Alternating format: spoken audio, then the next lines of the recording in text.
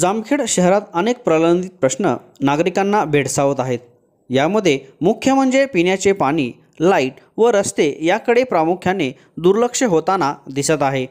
त्यामुळे जनतेच्या प्रमुख अडचणी सोडवण्यासाठी येणाऱ्या जामखेड नगर परिषद निवडणुकीत प्रभाग 5 अनुसूचित जमातीमधून उमेदवार प्राध्यापक सौ पूजा उद्धव गडकर या निवडणूक लढवणार आहेत।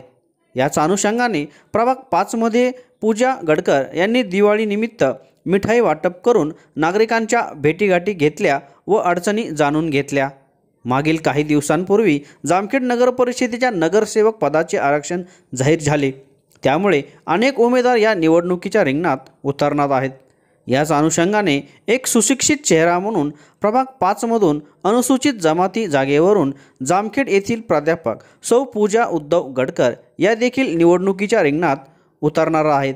त्या दृष्टीने त्यांनी तयारी देखील सुरू केली असून नुकतेच दिवाळी निमित्त त्यांनी आपल्या प्रभागात मिठाई वाटप केली। नमस्कार, मी पूजा उद्धव गडकर आपल्या या 5 प्रभागामधून मी बनत आहे आणि यामध्ये कारण हे आहे की आपल्याला आता यामध्ये प्रगती करायची, बऱ्याच गरजेच्या गोष्टी करणं गरजेचं आहे। बऱ्याचशा ठिकाणी लाईटचे प्रॉब्लेम आहे, त्याचबरोबर रस्ते आपले व्यवस्थित नाही आहेत,